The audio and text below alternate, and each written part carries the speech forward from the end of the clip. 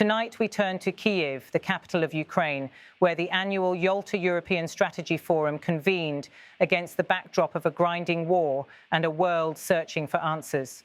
The event brought together diplomats, military leaders, and policymakers to discuss not only the present battlefield realities, but also the architecture of Ukraine's long-term security. Among the speakers was General Keith Kellogg, the special presidential representative of the United States for Ukraine. His remarks cut straight to the delicate balance between military strength, political will, and diplomatic caution. Kellogg began by praising Ukraine's forces for their resilience and effectiveness in combat. He declared, "The Ukrainians fought valiantly. The way they're fighting, I'm not sure they really need a lot of ground troops. They're fighting exceptionally well. If you look at the casualty ratio," his words carried a double message: admiration for Ukraine's performance and reassurance that Kyiv is not dependent on large numbers of foreign soldiers to hold the line. For Western audiences, this was significant. It suggested that the US is not preparing to commit American or NATO troops directly on the ground, a step that would risk confrontation with Russia. Instead, Kellogg underscored that Ukraine itself has become the primary defender of Europe's eastern flank. This point resonated with many at the forum. After more than 3 years of brutal fighting, Ukraine has proven capable of standing firm despite enormous losses and relentless assaults. The casualty ratio to which Kellogg alluded has been a sensitive but telling statistic. Reports suggest that Russian forces have suffered disproportionately higher losses compared to Ukrainian defenders. By invoking these numbers, Kellogg reinforced the idea that Ukraine is not a passive recipient of aid, but an active, effective force deserving of further strategic support. Having established that foundation, Kellogg then moved to the question of security guarantees, a topic that has dominated discussions from Brussels to Washington to Kyiv. He explained that these guarantees should not be interpreted as the deployment of large numbers of Western soldiers. Instead, they should focus on what he called enablers. In his words, when you talk about security assurances, you're talking about what we sometimes call in America enablers: logistical support, air support, AWACS support, or the ability to observe, logistical support on the ground, intelligence support. These are enablers that we have in the United States that are critical to any kind of engagement you have there. This definition was more than a military list. It was a strategic roadmap. Enablers are the backbone of modern warfare. Without logistics, an army cannot move. Without air support, it cannot shield its soldiers or strike deep. Without AWACS surveillance planes, it cannot see beyond the horizon. Without intelligence, it cannot anticipate the enemy's moves. By emphasizing these tools, Kellogg suggested that the West's role is not to fight Ukraine's war for it, but to make Ukraine's own fight sustainable and winnable. Such remarks align with Washington's cautious but enduring commitment. Since the start of the war, US support has focused on weapons deliveries, intelligence sharing and training, while carefully avoiding direct combat deployment. Kellogg's framing reassured skeptics that this policy will continue, while also signaling to Kyiv that the US intends to expand and deepen its support in ways that matter most. But Kellogg also introduced a sobering caveat. While discussions about security guarantees are ongoing, he warned that their implementation depends on a fundamental condition: the guns must first fall silent. He noted, "I know that the defense chiefs have been working on this. They've discussed it. I know that the national security advisors have been working on it. I know that Secretary Rubio, I believe he's currently in Israel, has been working on it." So it's a talking point regarding security guarantees. But I think we need to come to a pause, a ceasefire, before talking about termination, before getting there to implement this. And I think that's the key element to consider.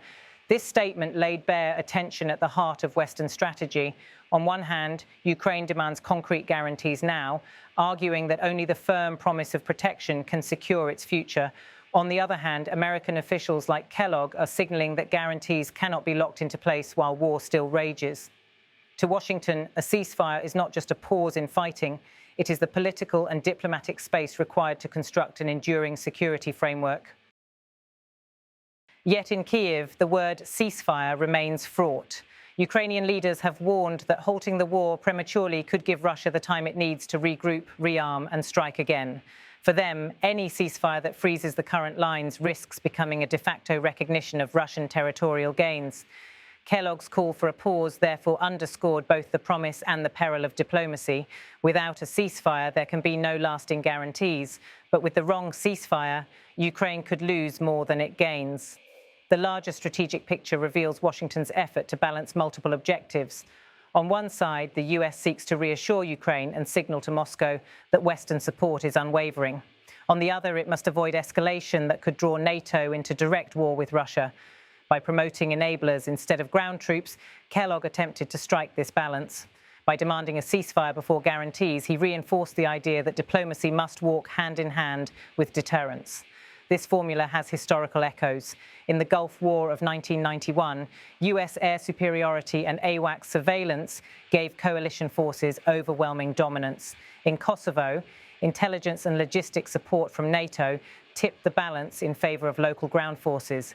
In Afghanistan, surveillance and logistics defined counterinsurgency campaigns. By drawing from these precedents, Washington now seeks to apply lessons of past conflicts to Ukraine's fight. But there is also a political dimension. Kellogg's remarks, broadcast from Kyiv, were directed not only at Ukrainians, but also at American voters and European partners. By highlighting Ukraine's valor, he reassured allies that their support has not been in vain. By rejecting the need for US troops on the ground, he reassured American families that their sons and daughters will not be sent into another foreign war. And by demanding a ceasefire before security guarantees, he positioned the US as both a military backer and a responsible broker of peace. As the forum drew to a close, Kellogg's words left lingering questions. Can Ukraine secure a ceasefire on acceptable terms? Will Western enablers be enough to ensure Ukraine's survival in the long run? And what form will security guarantees take? A NATO-style treaty, bilateral agreements, or a looser framework of support? For now, the answers remain uncertain. What is clear, however, is that Kellogg's speech crystallized the US approach. Confidence in Ukraine's fighters, reliance on enablers rather than ground troops, and insistence on a ceasefire before any binding guarantees.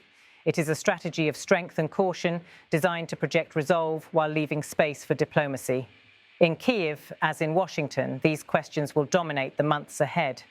For Ukraine, the battle continues. For its allies, the task is to ensure that when the guns finally fall silent, the promises of security will be strong enough to hold. The Ukrainians have fought valiantly. The way they fight, I'm not too sure they need a whole lot of ground troops on the ground. They've been fighting exceptionally well, if you look at the loss ratios they've got there. When we talk security guarantees, you talk things, what we term sometimes in America, we talk as enablers, logistical support, air support, meaning the support of an AWACS or the ability to observe, the logistical support on the ground, the intelligence support. Those are enablers that we have in the United States that are critical to any type of engagement that you have there because they're really quite good. And I think that's when you talk security guarantees and they're working. And I know that the chiefs of defense have worked it. They've talked their way through it. I know the national security advisors have worked their way through it. I know Secretary Rubio, I believe is currently in Israel right now, has worked his way through it. So this is a discussion point on the security guarantees. But I think you've got to get to a pause, a ceasefire, war termination, before you can get there to implement that. And I think that's the key thing going forward. But